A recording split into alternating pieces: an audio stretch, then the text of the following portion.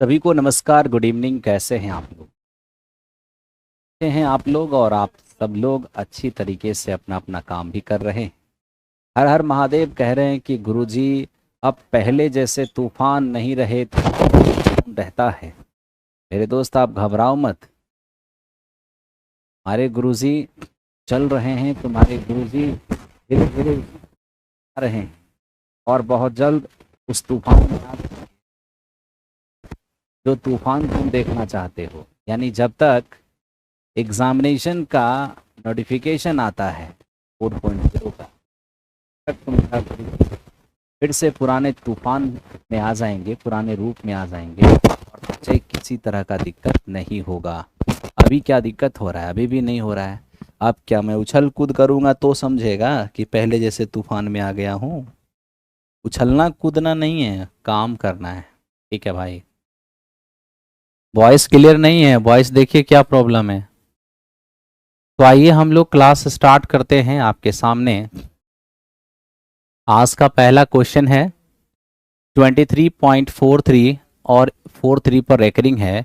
इसे P by Q के रूप में बदलने कहा है। बताइए क्या होगा इनमें से रिजल्ट। अब देखिए, इसे पी बाई क्यू के रूप में अगर आपको चेंज करना है तो आप नंबर को एज इट इज़ लिखिए। ठीक है, नंबर को एज इट इज़ लिखिए। डेसिमल के बाद 2 डिजिट पर रेकरिंग है तो 2 9 का आप प्रयोग करिए और इनमें से बिना रेकरिंग वाले को घटा दीजिए।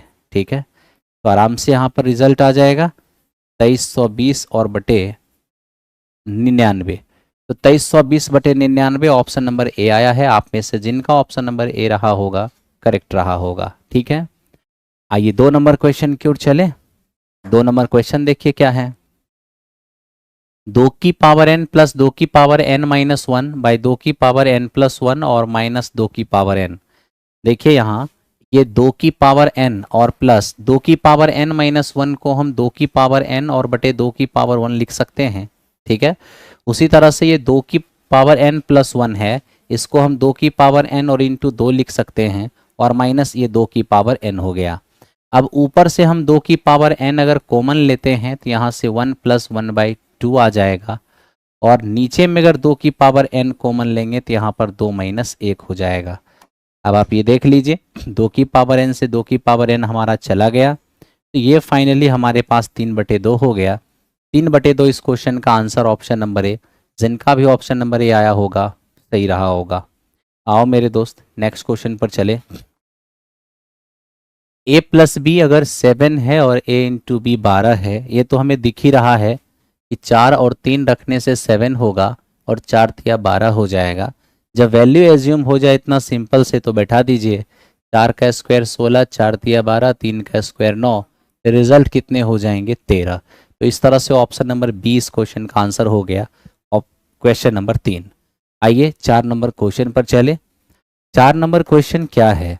2x³ - 9x² + x + 12। हमें कहा इस त्रिघात बहुपद क्यूबिक पॉलिनोमियल के गुणनखंड आई मीन फैक्टर्स ऑप्शन में कौन कौन होंगे। तो ऑप्शन में कौन कौन उसका फैक्टर है ये हमें ऑप्शन से बनाना चाहिए। कैसे? अगर ये उसका फैक्टर है तो फैक्टर को 0 के बराबर करिए, x का जो मान आएगा उसका शून्यक होगा। यहाँ भी फैक्टर को 0 के बराबर करिए, x का जो मान आएगा शून्यक होगा। यहाँ भी फैक्टर को 0 के बराबर करिए, x का जो मान आएगा शून्यक होगा। और शून्यक जीरोस का काम क्या है? पॉलिनोमियल को 0 बना देना। देखिए अब कौन कौन पॉलिनोमियल को 0 बना रहा है। 2, अगर हम x का मान 3/2 रखते हैं, क्यूब करेंगे 27/8 हो जाएगा। -9 × x², 3/2 का स्क्वायर करेंगे तो 9/4 हो जाएगा।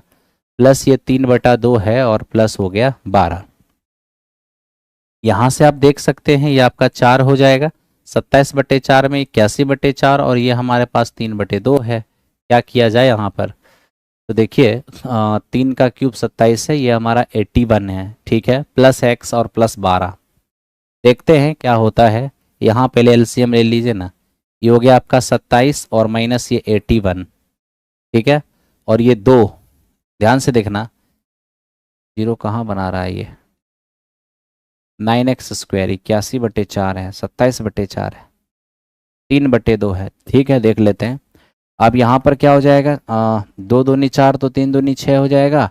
अब 12 चौको 48 हो जाएगा। तो आप देख लीजिए ना, 48 और 6 54, 54 और 27 कितना हो जाएगा 81। 81 माइनस 81/4 रिजल्ट क्या होगा 0। इसका मतलब ये है कि ये जो है ना बहुपद को 0 बना दिया, इसका मतलब ये फैक्टर हो सकता है। ठीक है, अब x बराबर -1 रख के देखिए, -1 अगर आप रखिएगा तो हो जाएगा -2, और -1 रखिएगा ये 9, -1 रखिएगा -1 और ये हो गया 12। तो -12 + 12 0, ये भी 0 बना दे रहा है, तो ये भी फैक्टर हो सकता है। और ऑप्शन नंबर सी को चेक करने की ज़रूरत भी नहीं है, क्यों, जब दो दो ऑप्शन आंसर हो रहा है तो आंसर कौन सा जाएगा, आंसर जाएगा more than one option. More than one option answer जाएगा ऑप्शन नंबर डी हो जाएगा। ठीक है ना। आओ 4 नंबर क्वेश्चन हो गया, 5 नंबर क्वेश्चन पर आते हैं। मेरे दोस्त बड़ी बारीकी से और बड़े आराम से हम काम करेंगे जिससे आपको पूरा चीज़ समझ में आए। ठीक है, अब देखिए यहाँ पर x है, यहाँ पर 50 है, y की वैल्यू हमसे मांग रहा है, कोई बात नहीं। अब ये दो लाइन आपस में पैरेलल हैं। अब दो पैरेलल लाइन है और ये क्या है, ये है ट्रांसवर्सल। ट्रांसवर्सल ये हमारा अल्टरनेट एंगल होगा और ये भी हमारा अल्टरनेट होगा। ठीक है, जब अल्टरनेट हो जाएगा तो अल्टरनेट एंगल तो इक्वल होते हैं। अब अल्टरनेट एंगल जैसे ही इक्वल करोगे 127, इसको 127 बनाने के लिए y का मान क्या होगा 77। तो इस तरह से आप 77 देख लेंगे, ऑप्शन नंबर सी हो जाएगा। ठीक है, बढ़िए नेक्स्ट क्वेश्चन पे चलिए देखते हैं। अब इसको समझिए, ये क्या है, एक रोम्बस है जिसका पेरीमीटर 32 है, एक डायगोनल हमारा 10 मीटर है, 5 रुपये प्रति मीटर की दर से दोनों परतों की रंगाई करने का क्या खर्च होगा। ठीक है, ये क्या है ना मेरे दोस्त, ये समचतुर्भुज के जैसा चादर है, दोनों तरफ से कलर कराना है, कोई बात नहीं। आप देख लो मैं रोम्बस बना रहा हूँ, ध्यान से देखना। ये रोम्बस हो गया आपका। अब आप देखो इस रोम्बस का पेरीमीटर है 32, तो क्या हो जाएगा 8 मीटर 8 मीटर, और ये मेरा 8 मीटर हो जाएगा। ठीक है, इसका एक डायगोनल कितना है 10।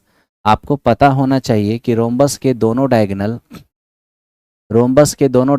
एक दूसरे को 90 डिग्री पर बाइसेक्ट करती है, ये तो आपको पता ही है, एक दूसरे को 90 डिग्री पर बाइसेक्ट करती है। ठीक है, अगर एक डायगोनल 10 मीटर है, जो 10 मीटर है वो क्या हो जाएगा, तो मेरे दोस्त वो हमारा 5 और 5 हो जाएगा। ठीक है, अगर हम इसको फाइंड करने जाएंगे तो कैसे फाइंड करेंगे, 8 का स्क्वायर, ये एक राइट एंगल ट्रेंगल है, 90 डिग्री सामने हाइपोटनीज का स्क्वायर और माइनस बेस का स्क्वायर, ये कितना होने वाला है यहाँ पर 9, और 5 में से 2 गया तो 3, यानी 39। अब रूट के अंदर ये 39 है तो रूट के अंदर ये भी 39 हो जाएगा। तो आपके पास दोनों डायगोनल मिल गया। अब आपको क्या करना होगा, एरिया फाइंड करना होगा। अगर आप एरिया फाइंड करोगे तभी तो कॉस्ट कर निकालोगे।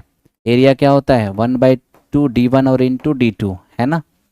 तो ये हमारे पास हो जाएगा 1/2, d1 तो हमारा 10 है और d2 हमारा कितना √39 हो जाएगा 2√39। ठीक है, लेकिन आपको सबसे पहले ये पता होना चाहिए, ये तो एक तरफ का एरिया हुआ ना, एक तरफ का, लेकिन हमें दोनों तरफ कलर करना है, तो इसको पहले 2 से मल्टीप्लाई करना होगा ताकि हम दोनों तरफ कलर कर पाएंगे, है ना। और हमें रेट क्या रखना है 5 रुपये प्रति मीटर स्क्वायर की दर से, तो 5 रुपये प्रति मीटर स्क्वायर की दर से हमें, अगर ये क्या है 5 रुपये प्रति मीटर स्क्वायर होना चाहिए। ठीक है, तो 5 रुपये प्रति मीटर स्क्वायर, तो 5 से मल्टीप्लाई कर दीजिए। अब देखिए 2 से 2 तो चला गया हमारा, 10 गुने 10 तो हो जाएगा 100, और √39 का मतलब क्या है, √39 6 पॉइंट समथिंग होगा, मतलब 6.25 के आसपास होगा। बोले तो रिजल्ट आपका लगभग 625 के आसपास होगा। तो 625 के आसपास एक ही ऑप्शन दिख रहा है, ऑप्शन नंबर ए। ये अप्रॉक्सीमेशन में ही आंसर जाएगा। आप एग्जैक्ट जब √39 का स्क्वायर रूट निकालेंगे तो आपको दिखेगा 624। ठीक है, 624.50। ओके, एकदम वेरी क्लोज है इसके, इसलिए यही इस क्वेश्चन का आंसर है। अब देखो इसको, ये क्या है मेरे दोस्त, एक पैरेललोग्राम ABCD में BC का मध्य बिंदु E है। यदि DE और AB को आगे बढ़ाने पर ये पॉइंट एफ पर मिलते हैं, तो एफ की लंबाई क्या होगी? देखिए एफ की लंबाई क्या होगी?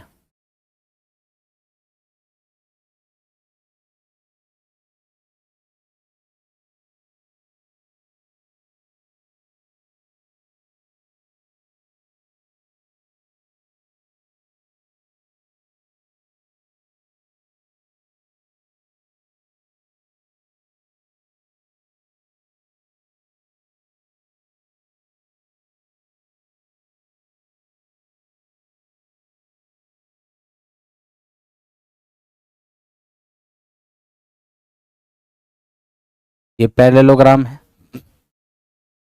ये पैरेललोग्राम हो गया। ठीक है भाई, ए बी सी और डी। क्या बोला है इसने? इसने कहा है बीसी का मध्य बिंदु ई है।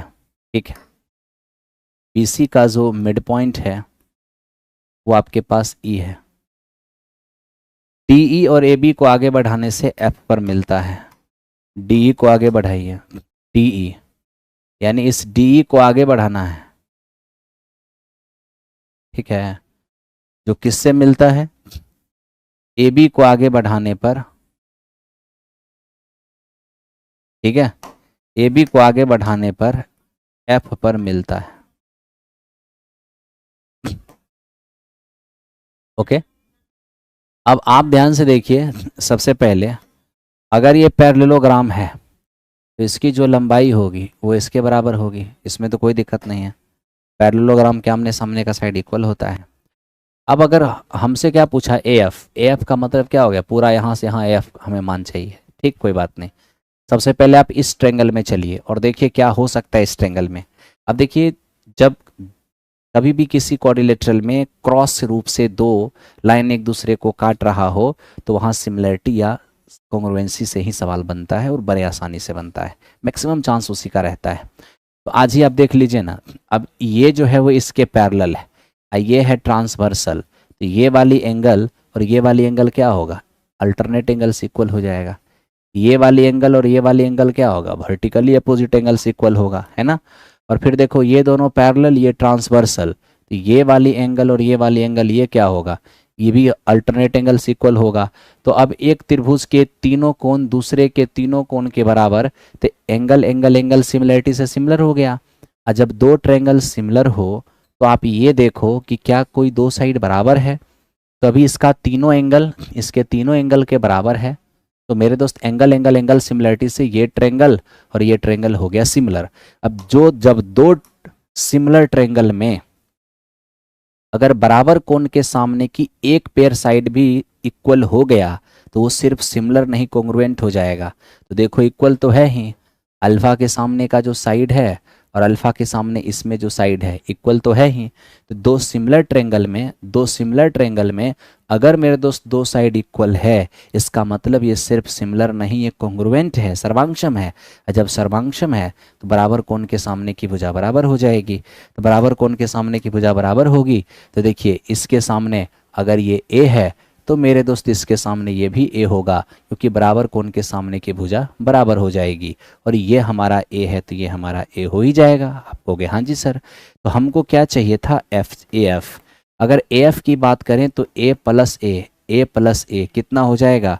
तो ए एफ हमारा 2a होगा। अब आप सोच के देखो कि जो मेरा ए है वो किसके बराबर है? डी के बराबर है। यानी हम कह सकते हैं कि मेरा पूरा एफ जो है वो डीसी के डबल है।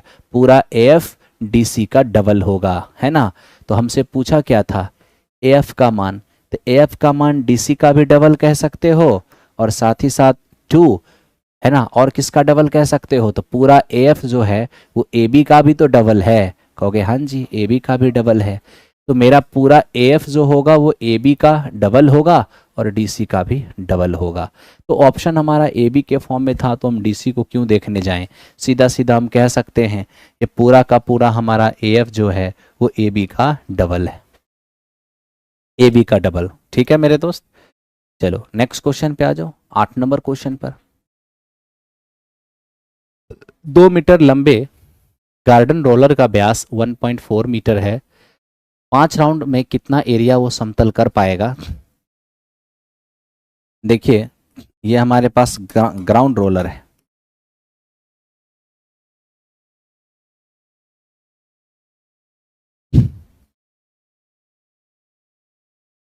ग्राउंड रोलर क्या है, इसका व्यास व्यास है 1.4, तो रेडियस क्या होगा 0.7 मीटर।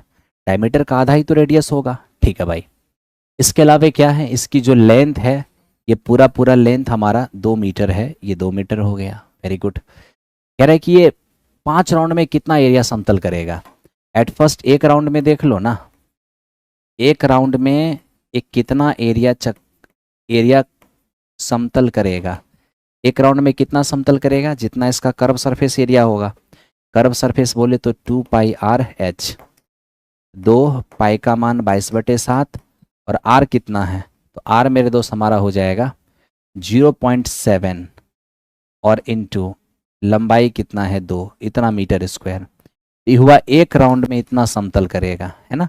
अगर हम 5 राउंड की बात करें, 5 चक्कर में कितना समतल करेगा, तो इसको 5 से मल्टीप्लाई करना होगा। इसको क्या करना होगा, 5 से मल्टीप्लाई, ठीक है। तो अब यहाँ देख लीजिए, डेसिमल हटाइएगा नीचे 10, तो 5 दूनी 10 से 10 चला गया, 7 से 7 भी चला गया, ये 22 दूनी 44। तो 44 इस क्वेश्चन का रिजल्ट हो जाएगा। ऑप्शन नंबर बी हो जाएंगे। जिनके भी ऑप्शन नंबर बी आ रहे होंगे करेक्ट रहा होगा। चलो मेरे दोस्त क्वेश्चन नंबर 9 की ओर चलते हैं। देखिए 9 नंबर क्वेश्चन क्या है। 5 सेमी रेडियस वाले एक शंकु पानी से भरे हुए हैं। यदि यह पानी 10 सेमी त्रिज्या वाले बेलन में डाला जाता है तो पानी की ऊंचाई 2 सेमी ऊपर उठती है। बताइए शंकु की ऊंचाई क्या होगा। अब बताइए ना, यहाँ ध्यान से देखिए आप, आपके पास मेरे दोस्त एक कोन है ना, एक शंकु है, ये रहा एक शंकु। अब ये शंकु क्या है, पूरी तरह से पानी से भरा हुआ है, पूरी तरह से। और इसके बारे में कहा है कि इसका रेडियस कितना है, रेडियस है 5 सेमी। इतना हाइट ही कवर करेगा नहीं मालूम, मान लेते हैं h हाइट का पानी है इसमें, मान लेते हैं h हाइट का पानी है इसमें, एक शंकु के अंदर 5 सेमी रेडियस वाले शंकु में h हाइट तक पानी है, ठीक है। इसने क्या किया, इस पानी को एक सिलेंडर में डाल दिया, एक सिलेंडर में डाल दिया। अब एक सिलेंडर में जैसे ही पानी को डाला, तो अकॉर्डिंग टू इंफॉर्मेशन क्वेश्चन कह रहा है कि सिलेंडर में, एक सिलेंडर जिसका रेडियस कितना है 10 सेमी, और इसमें पानी कितना हाइट तक गया है, जब ये पानी इसमें डाले हैं तो पानी 2 सेमी हाइट तक गया है, ठीक है। तो क्या बोलेंगे, शंकु का जो आयतन होगा वो 2 सेमी हाइट के बेलन का आयतन के बराबर होगा। तो कोन का वॉल्यूम क्या होता है 1/3 पाई r²h, और यहाँ पर इसका क्या हो जाएगा, तो पाई r² यानी 100 और इंटू h कितना हमारा 2। अब आप इसको देखिए, पाई से पाई हमारा कैंसिल आउट हो गया और 25 से ये 4 बार में चला गया। h बराबर क्या होगा 3 और गुने 8 यानी हो जाएगा 24। 3 गुने 8 24, ये इस क्वेश्चन का रिजल्ट हो गया ऑप्शन नंबर ए। ठीक है भाई, ये था हमारा ए नंबर ऑप्शन। आपने देखा क्वेश्चन नंबर 9, ए नंबर इसका आंसर हो गया। चलिए बहुत बढ़िया है, बहुत बढ़िया। अब इसको देखिए, ये क्या है दोस्त, साइन थीटा हमारा 3/4 है, cosec square minus cot square by sec square minus 1 का मान क्या होगा। सबसे पहली बात तो आप ये जानिए, cosec square minus cot square क्या होता है 1 होता है, ठीक है। कॉसेक स्क्वायर और माइनस कॉट स्क्वायर का मान 1 होता है। सेक स्क्वायर माइनस 1 ये तो हमारा 10 स्क्वायर होता है। अब यहाँ से अगर हम बाहर आएंगे, ठीक है, तो ये 10 स्क्वायर ऊपर जाएगा कॉट स्क्वायर, रूट के अंदर हो गया कॉट स्क्वायर, और कॉट स्क्वायर का मान क्या होता है कॉट ही तो होता है। कहोगे हाँ सर।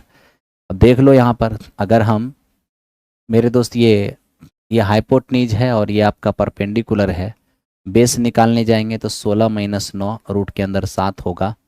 तो आप कह सकते हैं कि बेस और अपॉन परपेंडिकुलर, यानी इस क्वेश्चन का रिजल्ट हमारा ऑप्शन नंबर ए हो जाएगा। आप में से जिनका ए आ रहा है करेक्ट आंसर है। ठीक है, ये था हमारा 10 नंबर क्वेश्चन। आइए 11 नंबर क्वेश्चन की ओर चले। यही वो राम सेतु बैच है जो अंतिम समय में आपके लिए रामबाण साबित होने वाला है। तो जितने भी दोस्त मित्र बंधु बांधव जो कोई भी 9 10 6 to 8 की तैयारी कर रहे हैं, जिनका मैथ सेक्शन है, उन्हें इस राम सेतु के बारे में ज़रूर बता दीजिए, क्योंकि राम सेतु उन्हें बहुत बेनिफिट पहुंचाने वाला है। ठीक है, चलिए आगे बढ़ते हैं। मेरे दोस्त कहता है कि किसी बारंबारता बंटन का बहुलक आलेखीय विधि से ज्ञात करने में कौन सा सहायक है। तो याद रखना, किसी बारंबारता बंटन का अगर आपको मॉड निकालना है और ग्राफीय विधि से निकालते हैं तो आपको रेक्टेंगुलर पिक्चर यानी आयताकार चित्र से बनाना होगा। मेरे दोस्त ये जो आप सी नंबर आंसर लगा रहे हो ना, तोरण से मीडियन निकाला जाता है। तोरण से क्या निकाला जाता है? मीडियन यानी माध्यिका।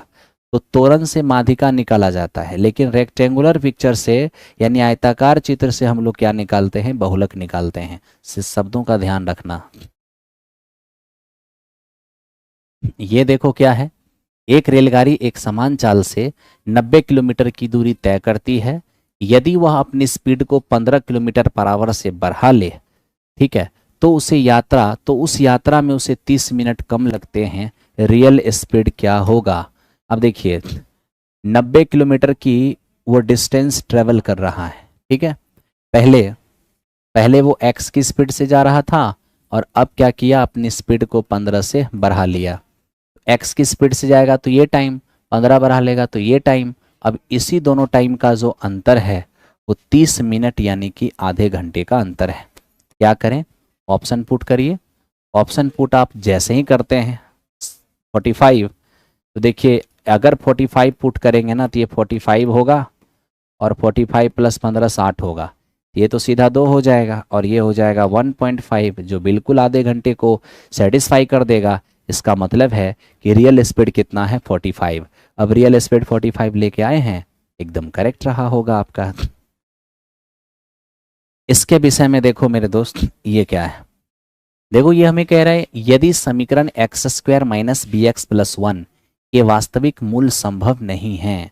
अगर वास्तविक मूल संभव नहीं है, इसका मतलब इसका रूट क्या है? वास्तविक मूल संभव नहीं है तो इसका मतलब इसका रूट क्या है? इमेजिनरी। इसका मतलब इसका रूट क्या है? इमेजिनरी। रूट इसका इमेजिनरी है, ठीक है मेरे दोस्त। अगर रूट इमेजिनरी है, इसका मतलब डिस्क्रिमिनेंट क्या होगा? 0 से छोटा, यानी b² माइनस 4ac ये आपका 0 से छोटा होगा।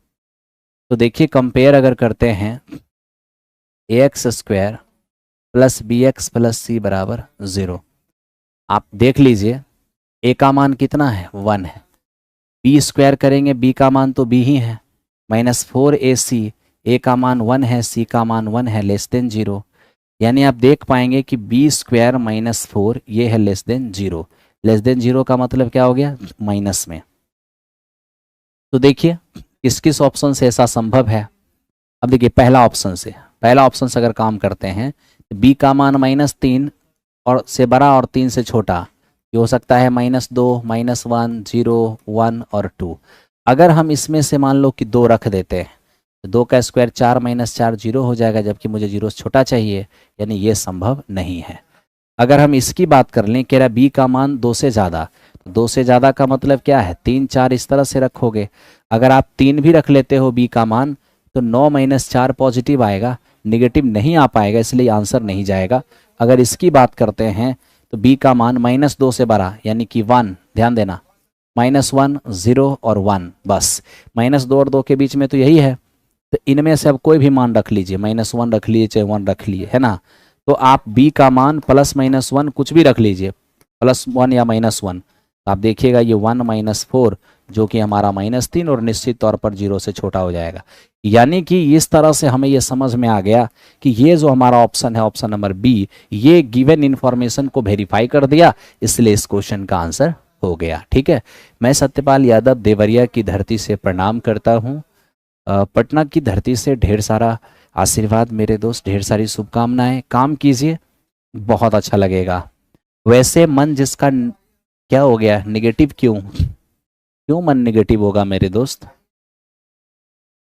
ध्यान दो, question number 14, a plus B का मान 19 है, कॉस बी हमारा 3/5 है, साइन ए का मान क्या होगा? आप देख लीजिए ना, अब यहाँ पर ये हमारा कॉस है, ठीक है। मैं अगर b निकालूं तो 90 माइनस ए हो जाएगा, हाँ जी, तो b के जगह रख दो 90 माइनस ए, और कॉस का मान 3/5 है, cos 90 minus theta sine theta, यानी साइन ए का मान 3/5। ऑप्शन नंबर कौन सा? ऑप्शन नंबर बी हो जाएगा, ठीक है। तो ये था हमारा ऑप्शन नंबर बी।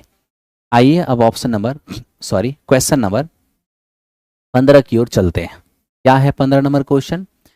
कह रहा है कि किसी एक मिनट, उस श्रेणी के पहले 20 पदों का योगफल बताइए जिसका nवा पद an प्लस बी है।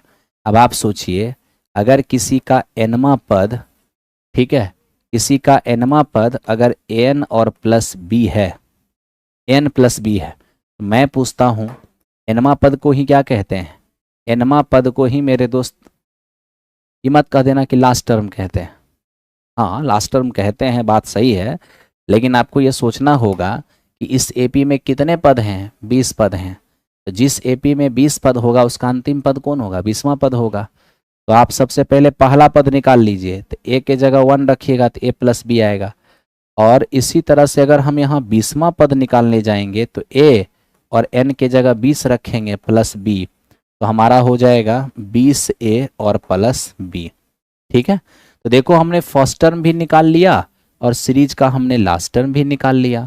हमें ये कहा गया कि 20 पदों का योगफल बताइए, तो हो जाएगा 20/2 फर्स्ट टर्म और plus last term, first term और प्लस लास्ट टर्म, ठीक है। तो ये हो जाएगा 10। फर्स्ट टर्म यानी t1 का मान देखिए a प्लस बी, और लास्ट टर्म यानी t20 का मान देखिए 20a और प्लस बी। तो यहाँ से हमारा 10 हो जाएगा, 20 और 1 हो जाएगा 21a और प्लस में 2b। तो 10 इंटू 21a और प्लस 2b, ये इस क्वेश्चन का आंसर हो जाएगा। ऑप्शन नंबर सी हो जाएगा। क्या सी नंबर आंसर आ गया है आप लोगों का?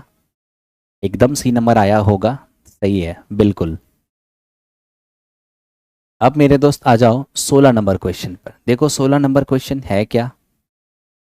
एक नदी के ऊपर एक पुल ऐसा बनाया गया कि किनारे के साथ 45 डिग्री का कोण बनाती है। यदि नदी के ऊपर पुल की लंबाई 150 मीटर है तो नदी की चौड़ाई क्या होगा?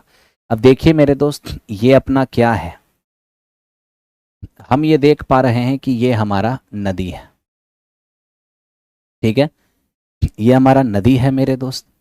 अब नदी के ऊपर ये पुल बनाया हुआ है, नदी के ऊपर ये हमारा पुल है, नदी के ऊपर ये पुल है, किनारे के साथ 45 डिग्री का कोण बनाती है, किनारे के साथ 45 डिग्री का एंगल बनाया जा रहा है, ठीक है। और पुल की जो लंबाई है इस पार से उस पार वो आपका 250 मीटर है। और अब ये देखो, ये क्या है? ये है नदी की चौड़ाई। अब ध्यान से देखना कि ये अगर हमारे पास 45 है, इसके लिए लंबी एक, आधार भी एक, और कर्ण कितने हो जाएंगे? √2। और मेरे दोस्त, ये जो हमारा लेंथ है ना, ये जो लेंथ है ये 250 नहीं है, ये 185 है, 150 मीटर। तो सोचिए कि √2 के लिए अगर 150 मीटर है, एक के लिए क्या होगा? √2 से काटेंगे तो 75 √2 होगा। एक का मान 75 √2, तो ये 75 √2 हो गया, ये आपका 75 √2 हो गया। ये क्या हो गया मेरे दोस्त? ये हो गया हमारा दोनों, मतलब दोनों किनारे के बीच की दूरी, यानी नदी की चौड़ाई, ठीक है भाई। आओ, ये था हमारा 16 नंबर क्वेश्चन। आइए अब 17 नंबर क्वेश्चन पर देखते हैं। 17 नंबर क्वेश्चन क्या है? ये इसी ट्रेंगल के तीनों वर्टेक्स दिया हुआ है, हमें मीडियन का लेंथ मांगा है, ठीक है भाई। ट्रेंगल का तीनों वर्टेक्स, देखो कितना आसान है ये क्वेश्चन, इसको जरा ध्यान से देखना। ये हमारा पॉइंट ए है, ये हमारा पॉइंट बी है, और ये पॉइंट सी है। पॉइंट ए 7, -3, ठीक है, और पॉइंट बी ये आपका 5, 3, और पॉइंट सी ये हो जाएगा 3, -1। पॉइंट ए का कोऑर्डिनेट क्या है? 7, -3 है, बी का कोऑर्डिनेट 5, 3 है और सी का कोऑर्डिनेट 3, -1 है। माध्यिका की लंबाई क्या होगा? देखिए मीडियन क्या होगा, वर्टेक्स से चलकर सामने के साइड के मिड पॉइंट को मिलाने वाली लाइन, यही तो माध्यिका होता है। ठीक है, अगर यहाँ से भी हम मीडियन खींच लें, ये भी क्या होगा, सामने के साइड को मिड पॉइंट पर, और यहाँ से अगर हम मीडियन खींच दें, ये मीडियन खींच दें अगर,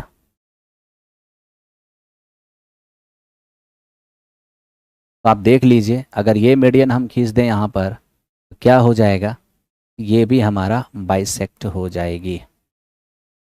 ठीक है, अब ये देखो मीडियन यहाँ मिड पॉइंट पर मिला, तो मिड पॉइंट का कोऑर्डिनेट क्या हो जाएगा वो देखना, x1 + x2/2, ये हमारा 4 हो जाएगा। 3 और -1, 2 का आधा 1 हो जाएगा। यहाँ पर मिड पॉइंट का कोऑर्डिनेट निकालोगे, 7 और 3 10, 10 का आधा 5 होगा। -3 और -1, -4 का आधा -2 होगा। ठीक है, अब यहाँ भी देखो मिड पॉइंट का कोऑर्डिनेट निकालो, 5 और 7 12, 12 का आधा 6 होगा। 3 और -3 0, 0 का आधा 0 होगा।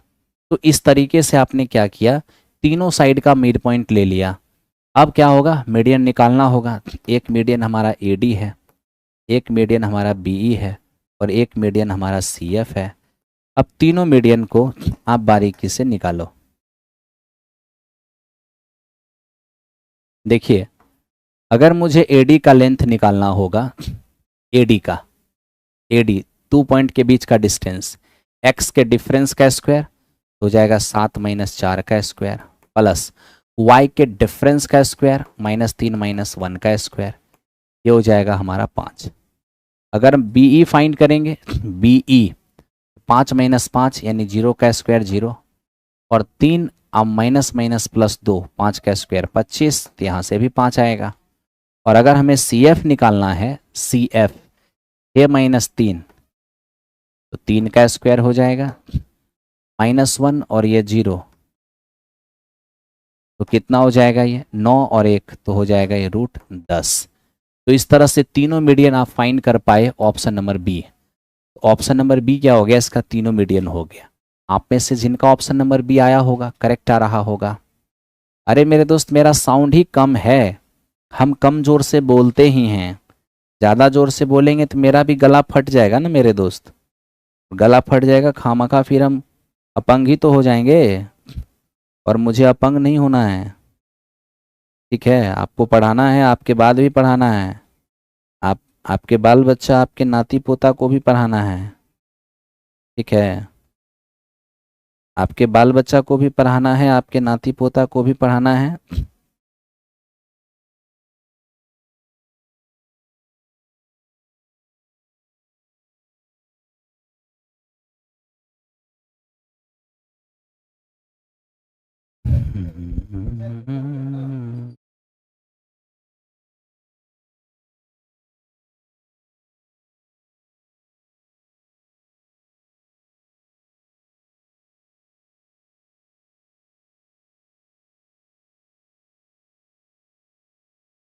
ले लीजिए।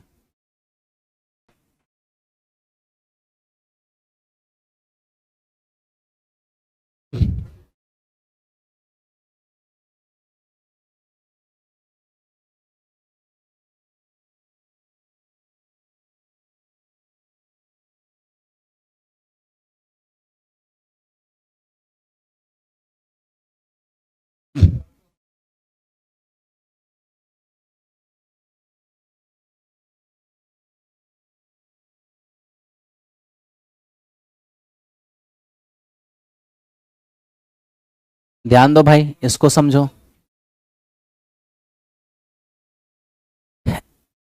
m का मान ये है और n का मान वो है। आपसे कह दिया इसका मान बताओ क्या होगा। आप एक काम कर लो, थीटा का मान 45 डिग्री रख लो, तो देखो m बराबर क्या होगा, कॉसेक 45 √2 हो जाएगा, और साइन 45 1/√2, एलसीएम लेने से 1/√2 आ जाएगा। इसी तरह से n अगर निकालोगे, सेक 45 ये हमारा √2 हो जाएगा, और माइनस cos 45 ये हमारा 1/√2 हो जाएगा, जो कि 1/√2 हो गया। तो इस तरीके से आप देख पाओगे कि m का मान 1/√2 है और n का मान भी 1/√2 है। ठीक है, बैठा दो इसको यहाँ पर। अब देखो यहाँ पर अगर हम बैठाएंगे 1/√2 का स्क्वायर 1/2 होगा और ये हो गया हमारा 1/√2, पावर में 2/3 है, प्लस ये 1/√2, n हो गया 1/√2 का स्क्वायर यानी 1/2, यहाँ भी पावर 2/3 है। अब आप देख सकते हो कि 1/2√2 है, इसको हम 1/√2 का होल क्यूब लिख सकते हैं, क्योंकि 1/√2 का होल क्यूब करेंगे तो 1/2√2 ही होगा, और इसकी पावर पहले से है 2/3, प्लस यहाँ भी देख लो 1/2√2 का मतलब होता है 1/√2 की पावर 3, अब पहले से पावर है 2/3। अब यहाँ देख लो ये 3 से 3 चला गया, 3 से 3 ये भी चला गया, ये 1/2 हो गया और ये भी 1/2 हो गया, फाइनल कितने हो जाएंगे 1। तो इस क्वेश्चन का रिजल्ट कितना होगा 1 हो जाएगा। ठीक है, तो ये हो गया हमारा क्वेश्चन नंबर कौन सा 18 हो गया। चलो अब चलते हैं 19 की ओर। 19 नंबर क्या है, एक 7 सेमी त्रिज्या और 14 सेमी ऊंचाई वाले लंबवृत्तीय बेलन से बड़े गोला को काटा जाता है, तो बताइए गोले का वॉल्यूम क्या होगा। अब देखिए सबसे पहली बात, आपके पास एक सिलेंडर है।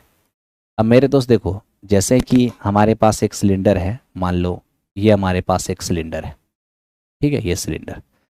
अब इस सिलेंडर का रेडियस दिया है 7, अगर इसका रेडियस दिया है 7 और इसकी हाइट दिया है 14, इसकी हाइट 14 है। अब इसमें से हमें मैक्सिमम साइज का अगर गोला काट के निकालना है, तो मैक्सिमम साइज का गोला इसमें से हम यही काट पाएंगे, यही काट पाएंगे, बस इतना ही साइज का मैक्सिमम साइज का स्फेयर हम इसमें से निकाल सकते हैं। और इस स्फेयर का रेडियस भी कितना हो जाएगा 7 हो जाएगा। ठीक है, हमें चाहिए स्फेयर का वॉल्यूम, तो निकाल लो। स्फेयर का वॉल्यूम निकालेंगे, वॉल्यूम ऑफ स्फेयर ये हो जाएगा 4/3 पायर क्यूब, तो 4/3 पायर क्यूब 7 का क्यूब, तो पाई का मान रख दो ना 22/7 और 7 का क्यूब हो जाएगा 343, है ना। अब यहाँ से जो कटने वाले काट दीजिए, 7 चौको 28, 7 नमे 63, जैसे मल्टीप्लाई करेंगे तो आ जाएगा 1437.33 अप्रॉक्स आ जाएगा, ऑप्शन नंबर ए हो जाएगा। थोड़ा सा कैलकुलेशन कर लेना, कौन बड़ी बात है। ठीक है, राम सेतु बैच में 5 चैप्टर कंप्लीट, 4 से 5 चैप्टर कंप्लीट हुआ है। ठीक है, आओ मेरे दोस्त इसको देखते हैं। 5, 10, 20 एंड 40 डॉट डॉट डॉट का कौन सा टर्म 5120 है। देखो इसका ये डबल हुआ, फिर डबल हुआ, फिर डबल हुआ, ये एपी नहीं है, ये जीपी है। अब इस हमें कह रहा है इस जीपी का ये कौन सा पद है, मान लेते हैं जीपी का एनवा पद है, जीपी का nth टर्म है 5120। अब जीपी का nth टर्म होता क्या है, AR⁻n-1 और ये है 5120। यहाँ पर a कितना है, तो a हमारा 5 है, r तो r हो जाएगा T2/T1 यानी कि 2, इसकी पावर n-1 और ये हो जाएगा 5120। यहाँ से हम अगर इसको काटने चले जाएं तो ये हो जाएगा 1024, तो 2 की पावर n-1 यहाँ हो जाएगा 2 की पावर 10। अब दोनों तरफ बेस इक्वल है तो पावर इक्वल होगा, n-1 का मान 10 है, n का मान कितना हो जाएगा 11 हो जाएगा, n का मान 11 यानी ऑप्शन नंबर ए हो जाएगा। ठीक है, ऑप्शन नंबर ए। 21 नंबर आ जाओ भाई, 21 नंबर देखते हैं। log 5 to the base 5, log 9 to the base 4 और log 2 to the base 3 का वैल्यू क्या होगा। सबसे पहले तो आप ये देख लीजिए कि log 5 to the 5 ये तो 1 हो जाएगा, इनटू ये log 9 to the base 3 और ये हमारे पास है log 2 to the base 3। ठीक है, ये तो हमारा 1 हो गया। कैसे, log 5 to the base 5 को हम log 5/log 5 लिख सकते हैं। इसको देख लीजिए, ये हमारे पास क्या है, बेस इक्वल है, बेस इक्वल है तो क्या होगा, बीच में गुना का चिन्ह है ना, तो देखिए आपको ये पता होना चाहिए, छोड़िए उतना टेंशन क्या लेना। ये हमारे पास क्या है भाई, log 9 है, और बटे में ये क्या हमारा log 3 है, इनटू ये क्या हो जाएगा, ये हमारा log 2 है, और अपॉन ये हमारा log 3 है। देखते हैं और क्या हो सकता है, कैसे काम कर सकते हैं। अच्छा, 9 के बेस में 4 है मेरे दोस्त, 4 है, 4, ठीक है। अब देखो log 5 से log 5 कट गया ना, log 5 से log 5 कैंसिल आउट हो गया, तो मेरा 1 हो जाएगा। अब मुझे ये बताओ कि ये जो मेरा 9 है, क्या इस 9 को हम 3 का स्क्वायर लिख सकते हैं, और 4 को हम 2 का स्क्वायर लिख सकते हैं। तो पावर जो है वो तो गुना में आ जाएगा, पावर हमारा गुना में आ जाएगा, है ना। ये log 3 रह जाएगा, ये log 2 रह जाएगा, और ये हमारे पास log 2 है, और बाई में log 3 है। अब यहाँ पर आप देखेंगे log 2 से log 2 चला गया, log 3 से log 3 चला गया, 2 से 2 चला गया, फाइनल रिजल्ट 1 हो जाएगा। तो 1 इस क्वेश्चन का आंसर हो गया। अब जिनका भी आप में से 1 आया होगा, करेक्ट आंसर रहा होगा। ठीक है दोस्त, चलो क्वेश्चन नंबर 22 पर आओ। 22 नंबर क्वेश्चन कह रहा है कि नीचे दिए गए शब्दों में से किस शब्द के अक्षरों से 120 परमुटेशन संभव है। अब किससे 120 परमुटेशन संभव है वो जरा देखिए। तो यहाँ पर हम देख रहे हैं कि 3 और 3 6 लेटर को सजाने का तरीका फैक्टोरियल 6 हो जाएगा 720। कोई रिपीट किया नहीं तो भाग किससे देंगे, तो मुझे तो 720 नहीं, मुझे 120 चाहिए, इसलिए ये नहीं जाएगा। इसके बारे में देखते हैं। 3 और 3 6 लेटर को सजाएगा फैक्टोरियल 6 तरीके से, लेकिन ई जो है ना वो 3 बार रिपीट किया है, तो फैक्टोरियल 3 से भाग देना होगा। ये हो जाएगा 720 और बटे 6, जो बिल्कुल 120 आ जाएगा। ऑप्शन नंबर 20 क्वेश्चन का आंसर हो गया। अगर हम इसकी बात कर लें तो 3 और 3 6 फैक्टोरियल 6 लेटर को सजाने का तरीका फैक्टोरियल 6, और 2 ई रिपीट किया फैक्टोरियल 2 से भाग भी देंगे। 720 और बटे में 2, ये हो जाएगा 360, लेकिन मुझे चाहिए केवल 120। 120 जो है ना परमुटेशन ऑप्शन नंबर बी का हो रहा है, इसलिए यहाँ ऑप्शन नंबर बी सही होगा, बाकी कोई ऑप्शन सही नहीं होगा। ठीक है, तो ये था हमारा 22 नंबर क्वेश्चन। आइए अब हम चलते हैं 23 नंबर क्वेश्चन पर। अब देखिए 23 नंबर क्वेश्चन क्या है। प्रथम 120 प्राकृत संख्या में से एकाएक एक संख्या चुनी जाती है, क्या प्रोबेबिलिटी होगा कि वो 5 अथवा 15 से पूरी तरह से विभक्त हो। अब देखिए 5 अथवा 15 से अगर पूरी तरह से हम विभाजित निकालने जाएंगे, आप अपना IQ भी लगाइए। 5 और 15, 5 अथवा 15 का मतलब है 5 से विभाजित, 15 से विभाजित और दोनों से विभाजित, बस कोई रिपीट नहीं होना चाहिए। तो आप अपना दिमाग लगा के बताइए कि 5 से विभाजित जितनी भी संख्या होगी वो तो 15 से तो ऑलरेडी विभाजित होगा, तो यहाँ 15 खोजने की ज़रूरत क्यों है, क्योंकि 5 और 15 का एलसीएम तो 5। देखिए अब जैसे यहाँ पर 5 और 15 नहीं होता, 5 और 3 होता तो बनाने का स्टाइल अलग होता, लेकिन यहाँ 5 अथवा 15 है, तो 5 और 15 का एलसीएम तो 15 ही है, तो हमें 15 से विभाजित ढूंढने की ज़रूरत भी नहीं है। हम सिर्फ 5 से डिविजिबल ढूंढ लिए, उसी में 5 से डिविजिबल भी आ गया और 15 से डिविजिबल भी आ गया, क्योंकि जो 15 से डिविजिबल होगा वो 5 से तो ऑलरेडी डिविजिबल होगा, है ना। तो हमें क्या करना चाहिए कि 120 में अगर हम 5 से डिविजिबल ढूंढना चाहते हैं, फर्स्ट 120 नेचुरल नंबर में अगर 5 से डिविजिबल ढूंढना है तो बस 5 से डिवाइड कर दीजिए, आपको पता चल जाएगा 24 नंबर। यानी 120 तक में 24 ऐसी संख्या हैं जो 5 अथवा 15 से डिविजिबल है। अगर हम 120 में से एक नंबर निकालते हैं और हम ये चाहते हैं कि वो 5 अथवा 15 से डिविजिबल हो, तो इसी 24 में से कोई एक होगा, यानी हमारी प्रोबेबिलिटी क्या हो जाएगी 24 और बटा टोटल नंबर 120 यानी 1/5। तो इस तरह से ऑप्शन नंबर ए इस क्वेश्चन का आंसर हो गया। आप में से जिनके आए होंगे option number A answer correct answer रहा होगा। चलो चलते हैं 24 की ओर। 24 नंबर क्वेश्चन क्या है, दो अभाज्य संख्या x और y का एलसीएम 533 है। सबसे पहले मैं आपको ये बताऊं, जैसे देखो 2 और 3 प्राइम नंबर है ना, और प्राइम नंबर का जो एलसीएम होता है ना मेरे दोस्त, ये दोनों का प्रोडक्ट होता है। तो x और y अगर दोनों प्राइम नंबर है तो इसका एलसीएम क्या होने वाला है, इसका एलसीएम हो जाएगा x इंटू वाई। और यही मेरे दोस्त कितना दिया है 533।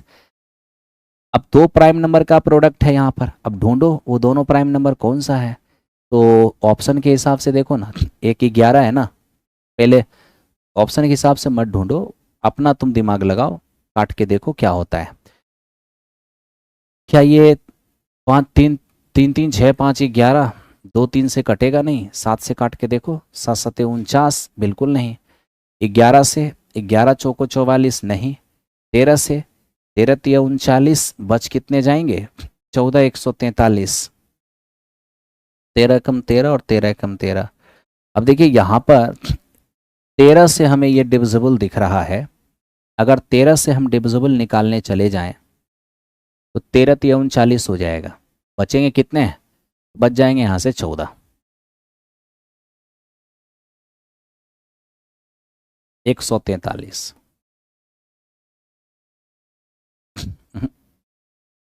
533। घबराओ मत मेरे दोस्त, हम काम कर रहे हैं, टेंशन मत लो, एकदम हेडेक लेने की ज़रूरत नहीं है। और कोई नंबर देखो। 13 चौको ओहो, मेरा भी दिमाग खराब है। देखो 13 चौको 52, 13 एकम 13, सीधे कट तो रहा है। ये भी हमारा प्राइम नंबर है, ये भी हमारा प्राइम नंबर है, और ये भी हमारा प्राइम नंबर है। ठीक है, तो हमें निकल गया दोनों प्राइम नंबर जिसका प्रोडक्ट था ये। और आपको अच्छी तरह पता है कि x ग्रेटर देन y, अब x ग्रेटर देन y है तो x का मान बड़ा हो जाएगा 41 और y का मान कितना हो जाएगा 13। बैठा दीजिए यहाँ पर, ये हो जाएगा 4, y का मान 13 और माइनस ये 41। 52 में क्या बन गया तो 11, 11 इस क्वेश्चन का आंसर हो गया।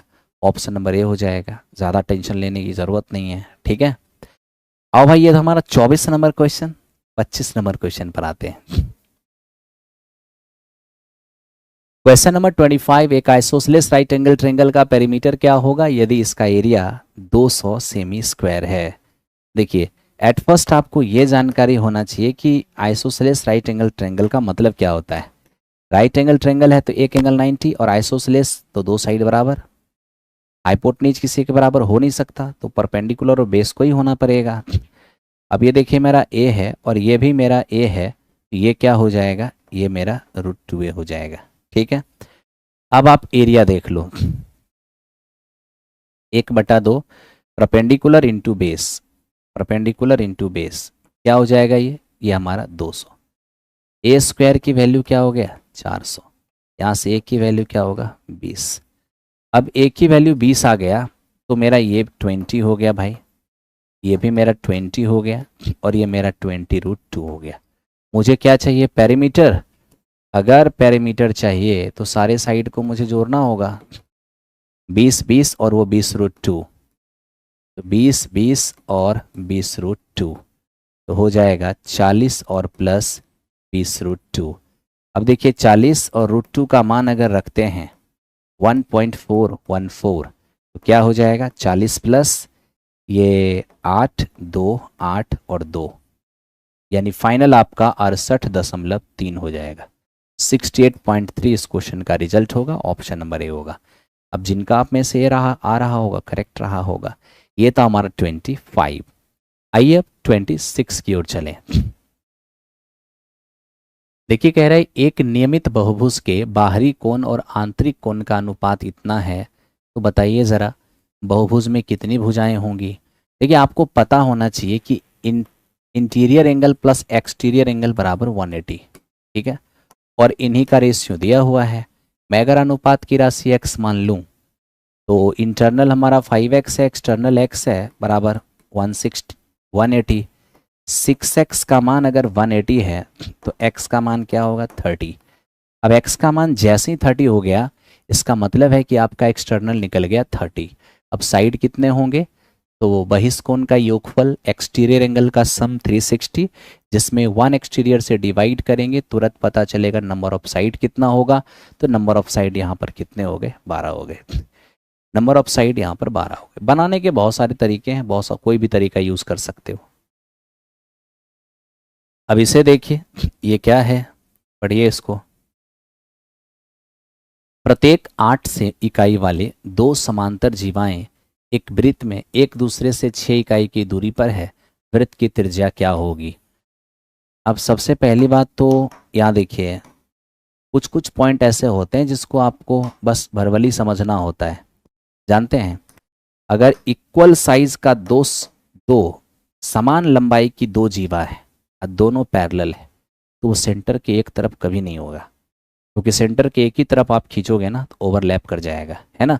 इसका मतलब यह है, समान लंबाई की जो दो जीवा होगी अगर वो दोनों पैरेलल है तो निश्चित ही वो सेंटर के अपोजिट डायरेक्शन में होगा, अपोजिट डायरेक्शन में होगा। क्योंकि अगर अपोजिट डायरेक्शन में नहीं हुआ, एक ही तरफ आपने खींचा तो ओवरलैप कर जाएगा। ठीक है, हमें यह भी कह दिया ये दोनों पैरेलल लाइन एक दूसरे से कितना डिस्टेंस पर है भाई, एक दूसरे से 6 इकाई दूरी पर है, 6 इकाई दूरी पर।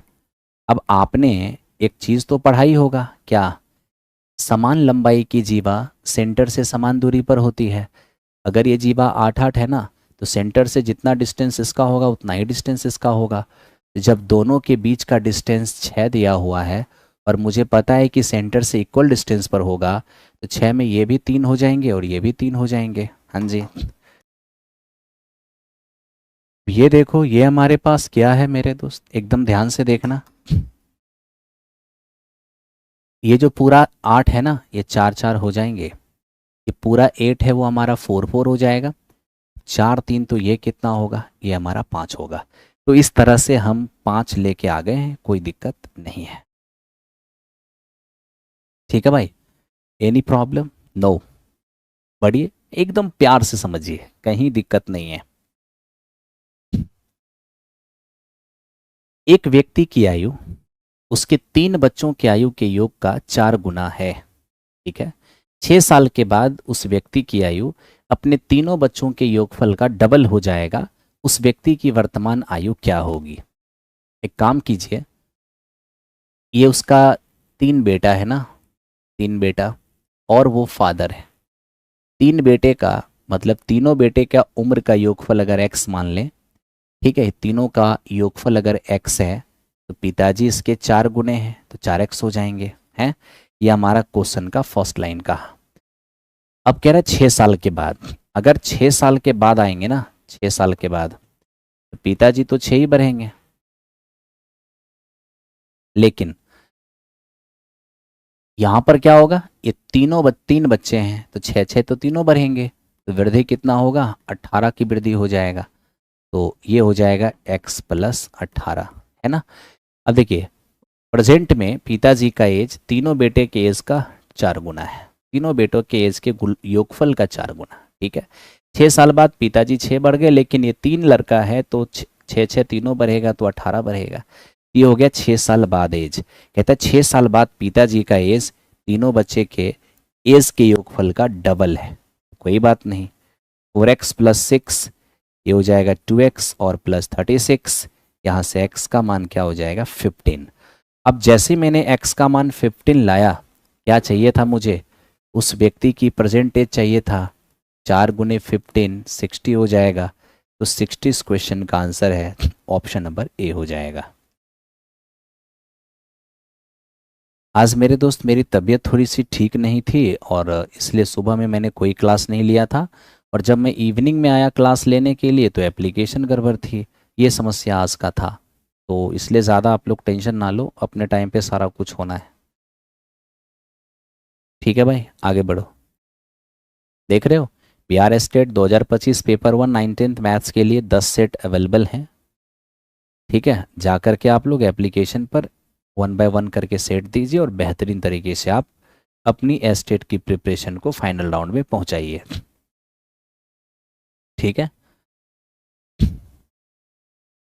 ताजे फल में 68% वाटर है और सूखे फल में 20% वाटर है।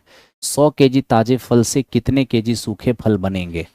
अब देखिए, अगर हम फ्रेश फ्रूट की बात करेंगे, फ्रेश, ठीक है, और ड्राई फ्रूट की बात करें, एक बात याद रखना, फ्रूट में 2 ही चीज होता है, एक होता है पल्प और एक होता है वाटर।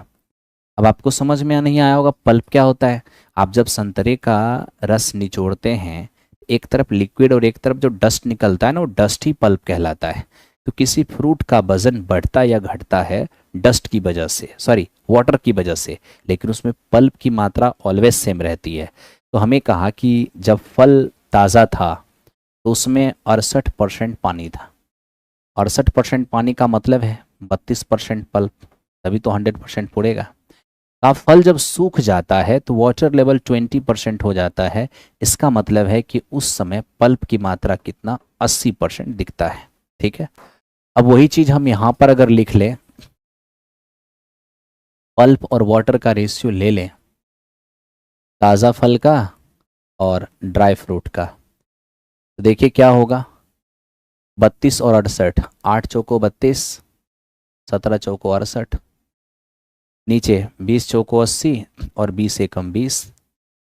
आपको मैंने क्या कहा अभी, किसी फ्रूट में पल्प की मात्रा घटता बढ़ता नहीं है। तो पल्प की मात्रा पहले 8 था, आज भी 8 कर लो।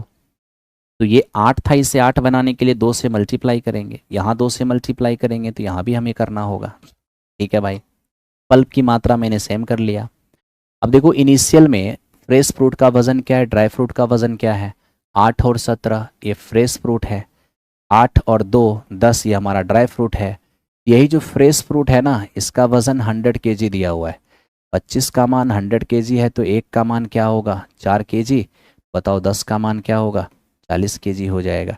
ड्राई फ्रूट का वजन कितना हो गया, 40 kg हो गया। अब जितने भी लोगों का 40 आया होगा, करेक्ट रहा होगा, कोई दिक्कत नहीं है। ठीक है दोस्त, पढ़ते रहो, नेक्स्ट क्वेश्चन पे आओ। देखो ये 30 नंबर क्वेश्चन क्या कह रहा है, 24 पुरुष प्रतिदिन 7 घंटे काम करते हुए किसी काम को 10 दिन में कर रहे हैं। 21 मैन प्रतिदिन 9 घंटे काम करते हुए उसी काम को कितने दिन में करेंगे। तो 24 मैन 7 आवर पर डे काम करते हुए जिस काम को 10 डेज में कंप्लीट किया है, उसी वर्क को 21 मैन 9 आवर पर डे करते हुए कितने दिनों में कंप्लीट करेंगे। अब जो कैंसिल आउट होना है उसे कर दो। 7 से 3 बार में जाएगा 21, और 3 से ये 8 बार में जाएगा। फाइनली इधर 80 हो जाएगा और यहाँ से 9 आ जाएंगे और ये हमारा हो गया दिन। बहुत कुछ करेंगे तो क्या हो जाएगा, बस कुछ करना क्या है, 80/9 आंसर होगा, ऑप्शन नंबर ई आंसर हो जाएगा। ठीक है, हाँ सही है मेरे दोस्त, ऑप्शन नंबर ई। इसके देखो ये क्या है, राम और श्याम एक ही स्थान से अपोजिट डायरेक्शन में चलना स्टार्ट करते हैं, एक ही स्थान से विपरीत दिशा में चलना शुरू करते हैं। ठीक है, राम और श्याम एक ही स्थान से, एक मान लो इधर जाना स्टार्ट किया और एक इधर जाना स्टार्ट किया।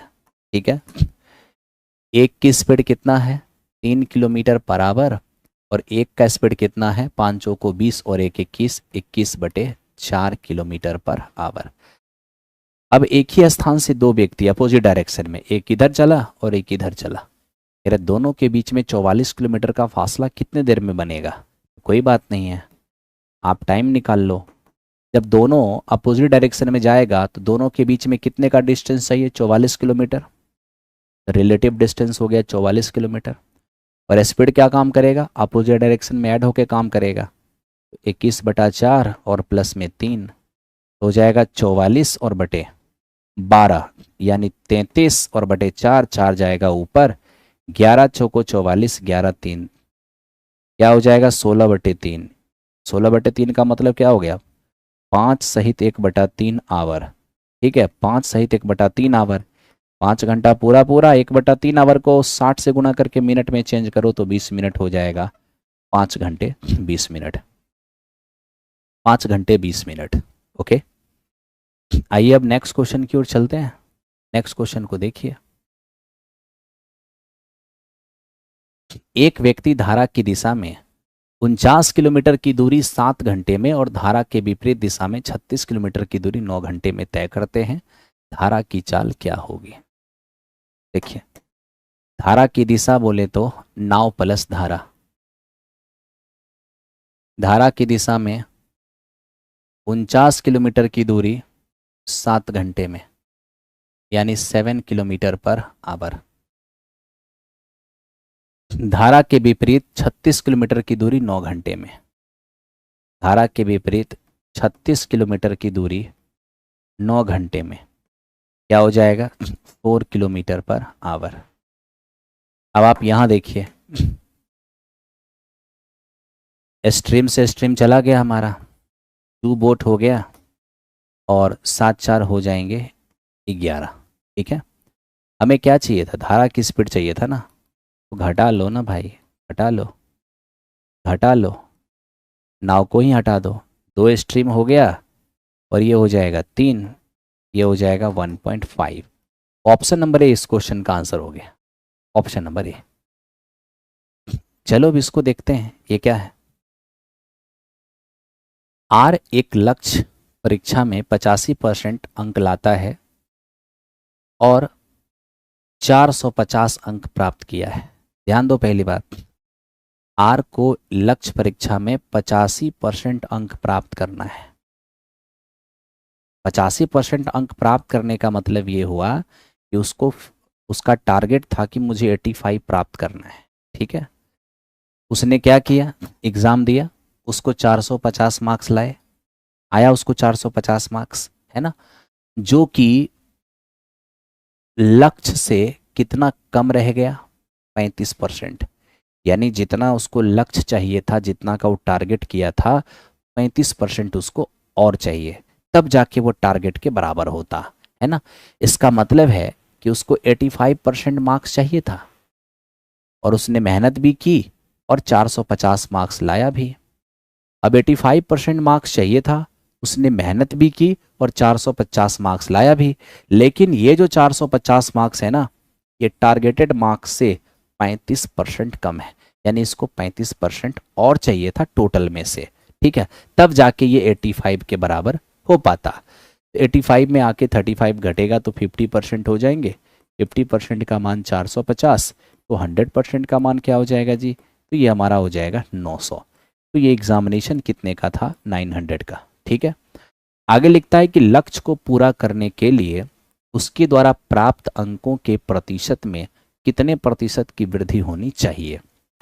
देखिए, सबसे पहले तो आप ये समझ लो, उसको आया कितना था, पहले 450 मार्क्स आया था, लेकिन उसको चाहिए कितना, तो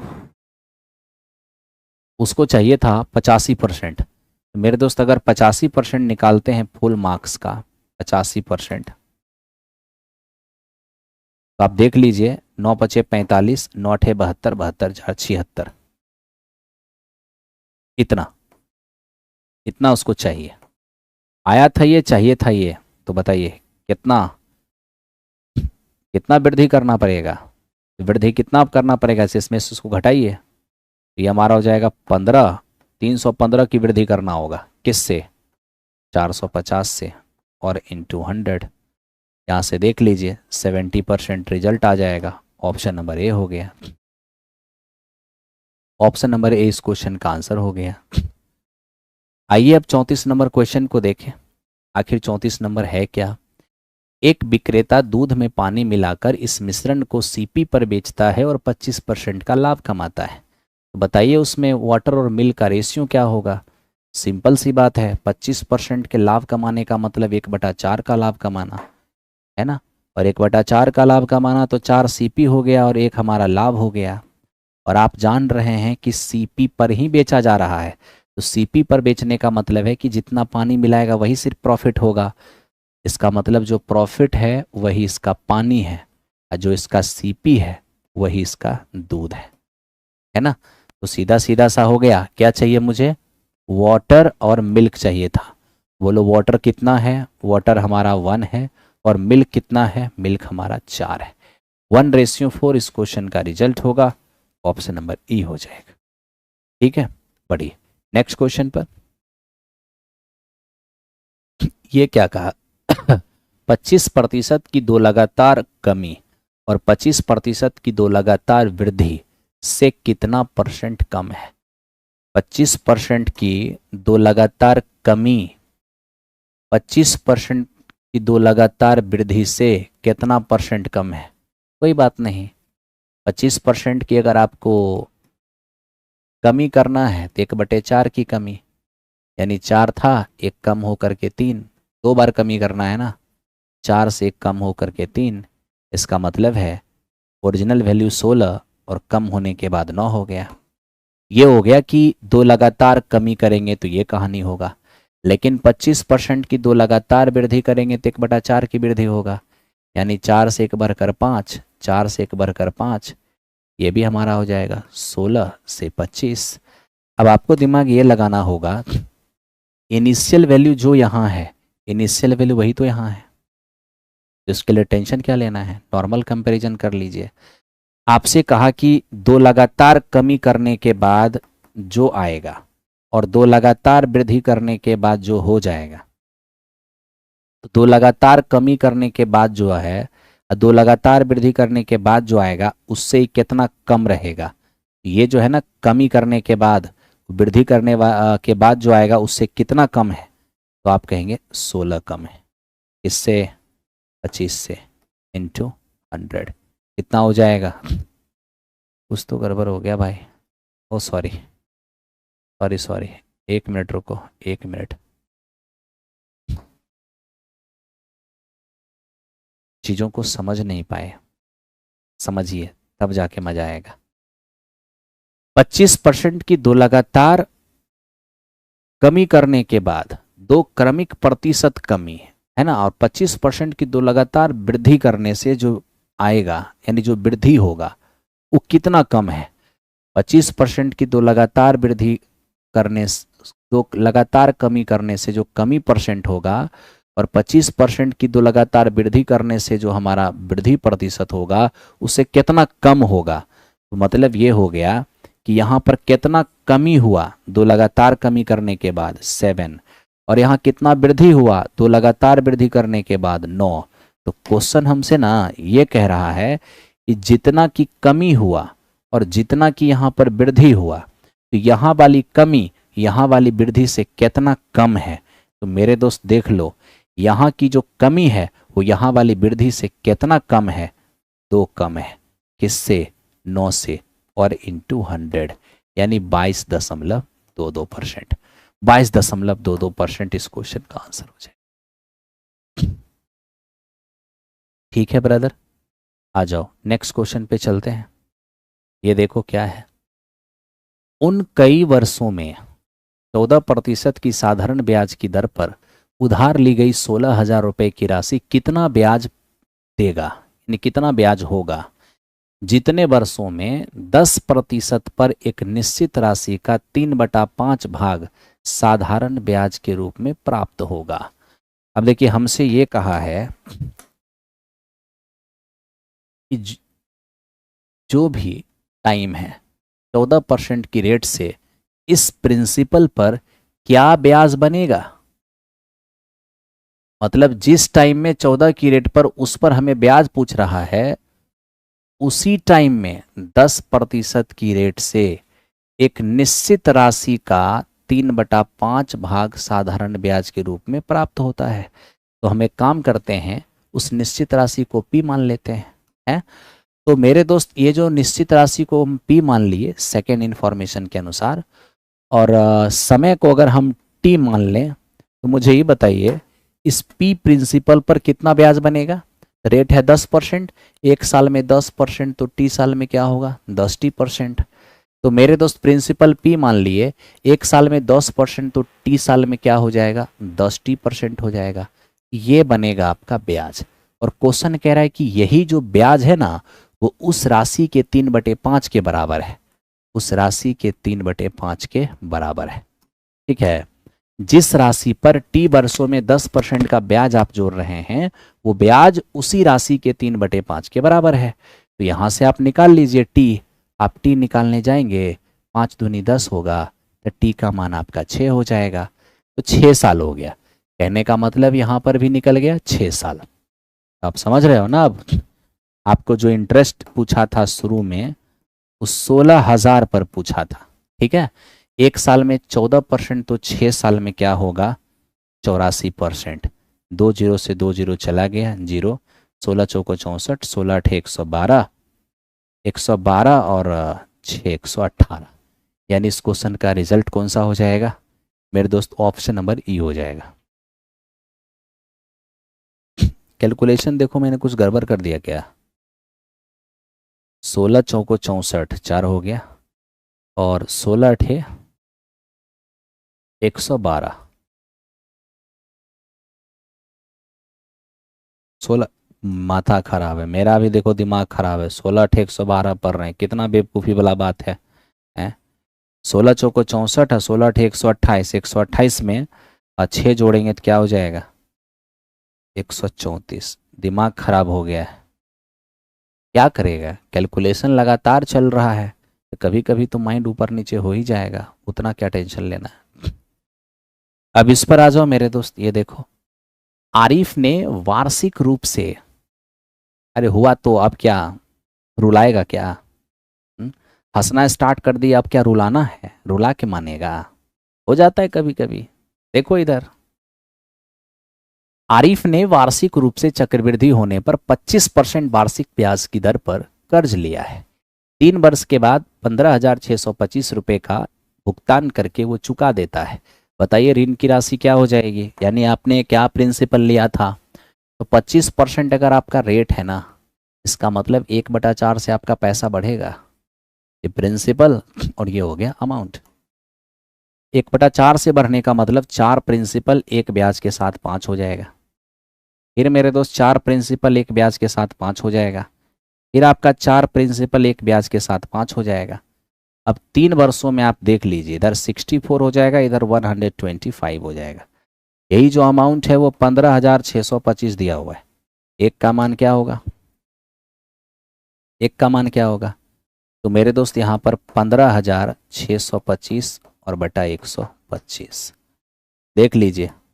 25 से 25 6 150 बचेगा 6, 25 2 50, 25 5 और नीचे 25 5, यानी कितना हो जाएगा? 125। जब एक रेशियो का मान 125 तो 64 रेशियो का मान क्या होगा? 64 गुने 125, 12 6 72, यानी 8,000 के आसपास रिजल्ट आएगा। आसपास नहीं, एग्जैक्ट 8,000 आएगा, एग्जैक्ट 8,000। ठीक है भाई, ये था हमारा 37 नंबर क्वेश्चन। आओ चलते हैं 38 पर। 30 छात्रों वाली एक कक्षा, 30 स्टूडेंट वाली एक क्लास के सभी छात्र ने एक टेस्ट दिया। 12 छात्रों का स्कोर 62 और बाकी का स्कोर एवरेज स्कोर 74 है। पूरे क्लास का एवरेज क्या होगा? अब देखो 30, टोटल 30 स्टूडेंट है ना। इसने क्या कहा है? 12 स्टूडेंट 30 में 12 स्टूडेंट का एवरेज कितना है? 62। ओके, और 74 स्टूडेंट का एवरेज कितना है? 74 बोल रहे हैं। यहाँ ध्यान दो, ध्यान दो मेरे दोस्त। अब 30 में 12 विद्यार्थी का एवरेज ये है, तो विद्यार्थी बचा कितना? 18, और इसका एवरेज कितना है? 74। टोटल स्टूडेंट है 30, 30 में 12 का एवरेज ये है, तो बच गया 18, 18 का एवरेज ये है। हमें पूरे क्लास का एवरेज मांगा है, तो आप एक काम कर लो ना, संख्या को थोड़ा छोटा कर लो। 6 दूनी 12 और 6 दिया 18। कोई ज़रूरी नहीं कि हम 30 का प्रयोग करें, 2:3 में ही नंबर यूज़ कर लो, क्या ही दिक्कत है। तो आप बताओ, अगर 2 स्टूडेंट को 62 आएगा तो टोटल 2 गुने 62 आएगा, और 3 बच्चे को 74 आएगा तो योगफल इतना आ जाएगा। तो ये हुआ पूरे क्लास का योगफल, और बटे क्लास में टोटल स्टूडेंट कितने हो जाएंगे? 5। तो यहाँ से एवरेज कितना आ जाएगा? तो मेरे दोस्त यहाँ से आपने एवरेज निकाल लिया है 69.2। अरे आराम से, एकदम बिना किसी टेंशन के। चलो सेकेंड लास्ट क्वेश्चन को देखते हैं और सेकेंड लास्ट क्वेश्चन समझते हैं। जी एक ट्रेंगल का ग्रेविटी सेंटर है जिसका साइड 35, 12 और 37 है। जैसे आपने देखा ना 35 12 और 37, तो आपको समझ में आना चाहिए 35 का स्क्वायर और 12 का स्क्वायर जोड़ दो तो ये 37 के स्क्वायर के बराबर हो जाएगा। 35 का स्क्वायर प्लस 12 का स्क्वायर बराबर 37 का स्क्वायर, आपने जोड़ दिया तो मेरे दोस्त क्या हो गया? आपने देखा ये ट्रिपलेट ट्रिपलेट को फॉलो कर रहा है। अगर ये ट्रिपलेट को फॉलो कर रहा है, इसका मतलब एक राइट एंगल ट्रायंगल है, एक राइट एंगल ट्रायंगल है। अब एक राइट एंगल ट्रायंगल 90 डिग्री कहाँ होगा, सबसे बड़ी भुजा 37, AC 37 है, इसके सामने 90 डिग्री होगा, ये मेरा B हो जाएगा। AB कितना दिया हुआ है, ये हमारा 35 दिया हुआ है, और BC कितना दिया हुआ है, ये हमारा 12 दिया हुआ है। ठीक है, क्या मांग रहा है, BG की लंबाई। मेरे दोस्त एक काम करो, G ग्रेविटी सेंटर है, और G ग्रेविटी सेंटर है, इसका मतलब क्या होगा, इसका मतलब पूरा का पूरा हाइपोटेन्यूज के मिड पॉइंट से मिलेगा, तभी तो ग्रेविटी सेंटर होगा। बिल्कुल। और मेरे दोस्त आप ये भी समझो कि अगर मैं इसको BM कह दूं तो BM क्या होगा, ये राइट एंगल ट्रायंगल में ना 90 डिग्री से जो हम मीडियन खींचते हैं, एक्चुअल में सर्कम रेडियस के बराबर होता है। क्यों, क्योंकि हाइपोटेन्यूज का मिड पॉइंट ही सर्कम सेंटर होता है, तो सेंटर से सर्कमफेरेंस रेडियस के बराबर होगा। तो मेरे दोस्त BM जो होता है ना, वो हाइपोटेन्यूज का आधा, मतलब माध्यिका हाइपोटेन्यूज का आधा। ठीक है, तो हाइपोटेन्यूज के आधे के बराबर ये माध्यिका होती है। अब आपसे ये कह दिया है कि इस पर कहीं ग्रेविटी सेंटर है, अगर ग्रेविटी सेंटर है तब तो ये 2:1 में डिवाइड होगा। ग्रेविटी सेंटर पूरे मीडियन को 2:1 में डिवाइड करेगा। जी, मुझे क्या चाहिए, मुझे BG का लेंथ चाहिए। कोई बात नहीं, अगर मैं BG निकालूँ ना तो BG कितना होगा, 2, कितने का, 3 का, मतलब पूरा BM 3 है जिसमें BG 2, इसका मतलब BG का लेंथ होगा 2/3। तो 2/3 किसका, पूरे BM का। पूरा BM कितना है, 37/2। यहाँ से हमारा हो जाएगा 12.33। ऑप्शन नंबर ए इस क्वेश्चन का रिजल्ट हो जाएगा। ठीक है, ऑप्शन नंबर ए। अब आओ इसको देखते हैं, ये क्या है। यदि एक पॉजिटिव इंटीजर n को 7 से डिवाइड किए हैं और 3 हमें शेषफल प्राप्त हो रहा है, कह रहा ऑप्शन में किसको हम 7 से डिवाइड करें कि रिमाइंडर हमें 0 प्राप्त हो जाए। तो देखो, अगर किसी नंबर में 7 से भाग देकर और रिमाइंडर तुझे 3 आ रहा है, इसका मतलब ये नंबर कम से कम 3 जरूर होगा। भाग दिए 7 से, रिमाइंडर आया 3, तो ये नंबर कम से कम 3 तो जरूर होगा, तभी तो 3 रिमाइंडर आएगा, यानी n तुम्हारा 3 हो गया। अब n 3 हो गया तो ऑप्शन में रख दो। अब ऑप्शन में n का मान 3 रख दिए। अब देखो कौन सा ऑप्शन है जिसमें 7 से भाग देंगे तो कट जाएगा, क्योंकि 7 से भाग देने से रिमाइंडर 0 होना चाहिए। अब इसमें 7 से भाग देंगे तो ये तो कटेगा नहीं, इसमें 7 से भाग देंगे कटेगा नहीं, और इसमें 7 से भाग देंगे कट जाएगा, यानी यहाँ पर 7 से भाग देंगे तो रिमाइंडर हमारा 0 हो जाएगा। तो इस तरीके से ऑप्शन नंबर C इस क्वेश्चन का आंसर हो जाएगा। ठीक है, तो थैंक यू वेरी मच। आज यहीं पर हमारा डिस्कशन कंप्लीट रूप से ख़त्म हो गया। हम कल मिलेंगे फिर एक नए सेट के साथ, नए अंदाज में। ठीक है, और तुम्हारे गुरुजी फिर से धीरे धीरे अपने पुराने रूप में लौट रहे हैं। आप घबराओ मत, बड़े आराम से डिस्कशन कर रहा हूँ, बड़े प्यार से डिस्कस करूँगा। लगेगा नहीं कि ये मैथ्स है, लगेगा कि अरे ये तो रियल लाइफ की कोई मूवी चल रही है। एकदम आराम से स्मूथली तरीके से चलेंगे, जो सीधे आपके ब्रेन में सेट हो जाएगा। Thank you, good night.